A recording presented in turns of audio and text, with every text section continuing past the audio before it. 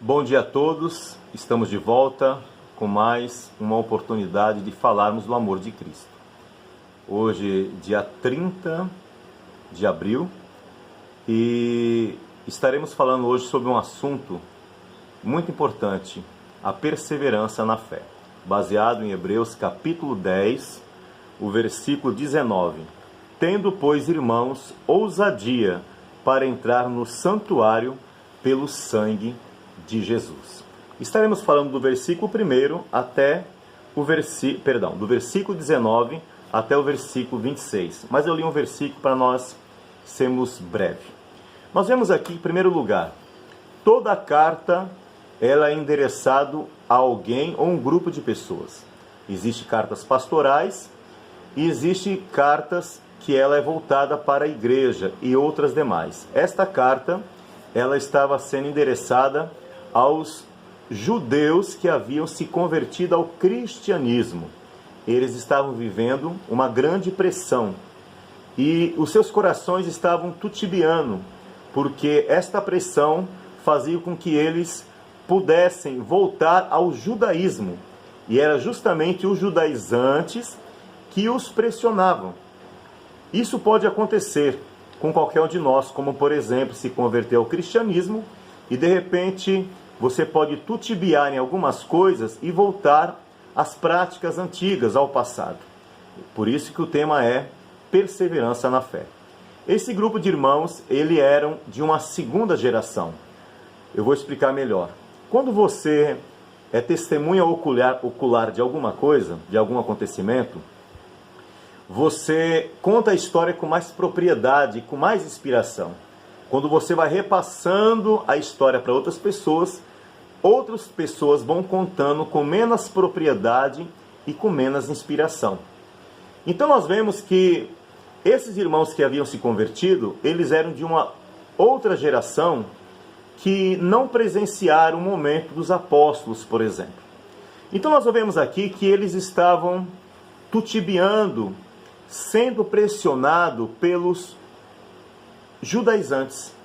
E esta carta é justamente isso, uma carta especificamente aos judeus que haviam se convertido ao cristianismo. Aí o escritor ele começa a falar a seguinte palavra que nós lemos aqui. Tendo, pois, irmãos, ousadia. Para quê? Para entrar no santuário pelo sangue de Jesus.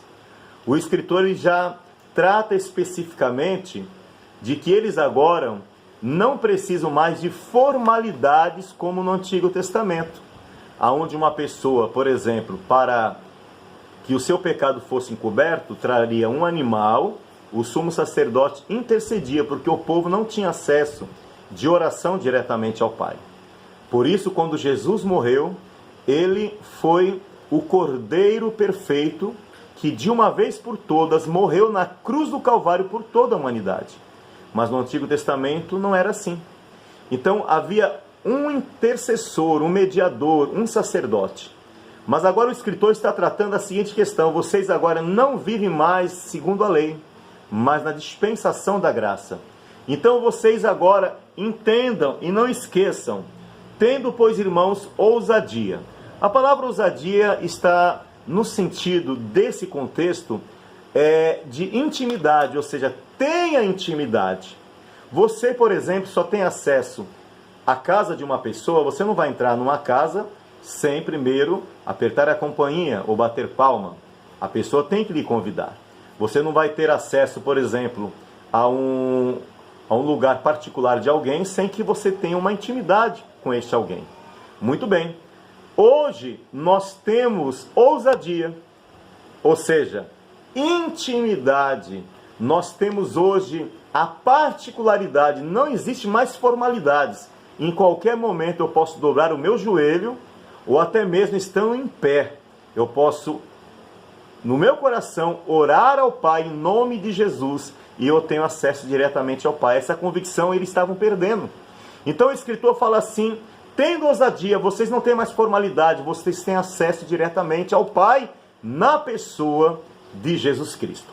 Aí ele começa a falar, porque um novo e vivo caminho nos foi inaugurado através da sua carne, ou seja, a morte de Cristo, porque temos um sumo sacerdote na casa de Deus, que é o sumo sacerdote, a pessoa de Cristo. Não é agora um homem terreno, mas agora o próprio Cristo, ele está à direita do Pai e intercede por nós. Então nós vemos que o escritor está chamando os irmãos a convicções, porque eles estavam titubeando, eles estavam em dúvidas por causa da pressão dos judaizantes. O que isso tem a ver comigo?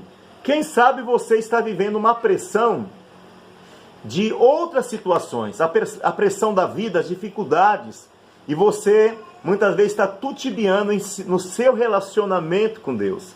É algo que você deve pensar, porque a palavra é perseverança na fé. Muito bem. Aí ele fala aqui, cheguemos-nos no versículo 22. Ele está dizendo assim, cheguemos-nos. Cheguemos em que sentido? Você se aproxima de Deus. Em primeiro lugar, ele coloca algumas questões aqui. Ele fala, com verdadeiro coração, você agora para se aproximar de Deus tem que ser sincero. Aí ele diz, inteireza, certeza de fé. Você tem que ter convicção que agora você pode se aproximar do Pai na pessoa de Cristo. Você tem essa fé. Um coração purificado da má consciência. Ou seja, nada pode acusar a sua consciência se você tem plena convicção que hoje você tem acesso ao Pai na pessoa de Cristo. E também ele fala aqui, o corpo lavado com água limpa. O corpo ele está falando que é o corpo de Cristo, a igreja. Nós somos lavados pela palavra. Paulo falou assim, que nós já somos purificados pelo regenerar da palavra de Deus. Então, nós agora estamos com este acesso. Então ele fala, cheguemos-nos.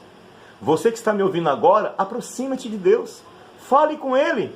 Você não precisa mais de um mediador, você pode agora clamar em espírito e falar com o Pai, em nome de Jesus, e Ele vai te ouvir. Aí ele fala outra coisa aqui, retenhamos firme a confissão da nossa esperança.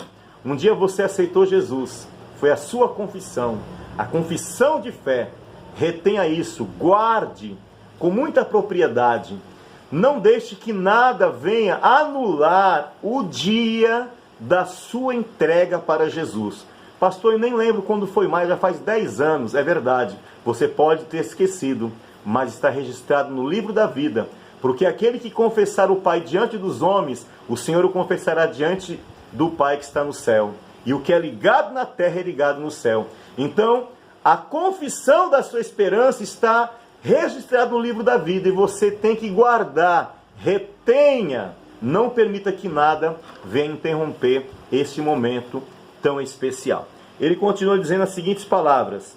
Consideremos aos outros para estimularmos a caridade e as boas obras. Ele começa a dizer o seguinte, vocês devem estar estimulando. Estimular significa motivar uns aos outros a duas coisas, caridade e boas obras, ao amor e à prática.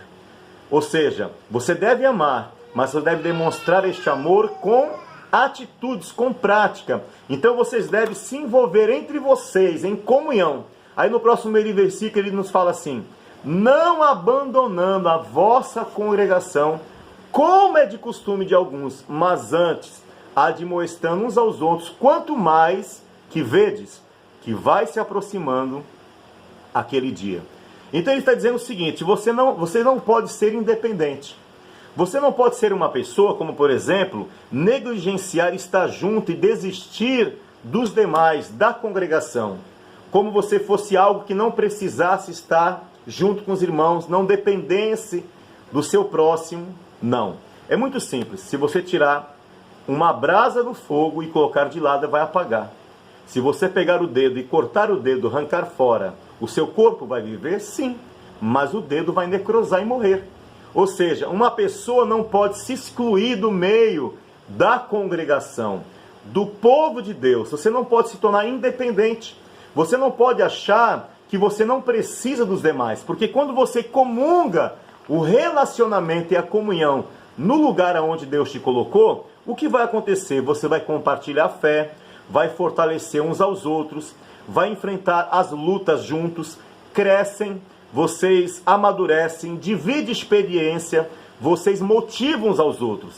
Eu vou dar um exemplo. Quantas vezes você chegou num culto arrasado, achando que você não iria continuar. Você chegou arrastando, mas saiu voando, porque a pregação, o louvor, o testemunho do irmão te trouxe fé, motivação.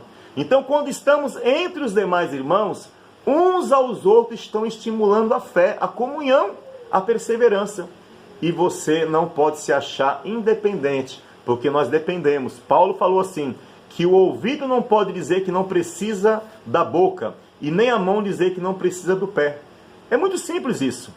Por exemplo, eu estou distante 5 metros de um objeto, eu quero ir lá. O meu pé vai me levar, mas na hora de pegar eu preciso da mão. E o pé não pode dizer que não precisa da mão. Então o Joaquim não pode dizer que não precisa do Pedro. E o Pedro não pode dizer que não precisa da Maria. Nós precisamos um dos outros para que possamos nos estimularmos a fé, motivar-nos. Quanto mais verdes que vai se aproximando aquele dia. Aí os próximos versículos são a palavra, alguns versículos que parece ser muito duro, mas ele fala assim, porque se pecarmos voluntariamente, depois de termos recebido o conhecimento da verdade, já não resta mais sacrifício pelos pecados, mas uma expectação horrível de juízo, ardor, fogo, que há de devorar os adversários. Quebrando alguém a lei de Moisés, morre sem misericórdia, só pela palavra de 2 ou 3 testemunhas. De quanto maior castigo cuidar vós, será julgado, merecedor, aquele que pisar o Filho de Deus e tiver por profano o sangue do testemunho. Essas palavras eu vou converger numa palavra simples. O que estava acontecendo? Os judeus, irmãos, haviam se convertido ao cristianismo, estavam sendo pressionados pelos judaizantes. Ou seja, vocês precisam voltar às leis de Moisés. Vocês precisam voltar aos rituais, às formalidades. Sendo que os irmãos já haviam conhecido a pessoa de Cristo e entendido isso. Então, ele está querendo dizer o seguinte, se uma vez você fez essa confissão, se uma vez você aceitou o Senhor e você pecar voluntariamente, depois de ter reconhecido o conhecimento da verdade, a Bíblia nos fala, era melhor que você não tivesse conhecendo a verdade. Então, se eu conheço a verdade da palavra, eu tenho que entender que eu não preciso acrescentar mais nada para a minha salvação, a não ser entendendo que o Calvário, entendendo que o sacrifício da pessoa de Cristo é o suficiente. É como se eu tiver que dizer para uma pessoa, olha, a crucificação, a morte de Cristo, ele veio para nos salvar, porém você tem que fazer alguma coisa a mais. Não. Eu estou dizendo que a crucificação não é suficiente. Eu estou pisando no sangue de Jesus. Então, se uma vez eu fiz a confissão da minha esperança e eu agora tenho que voltar a rituais, as práticas de formalidade para complementar na minha salvação, eu estou anulando a crucificação. Então, eu estou rejeitando, não resta mais nenhum tipo de sacrifício, mas um ardor.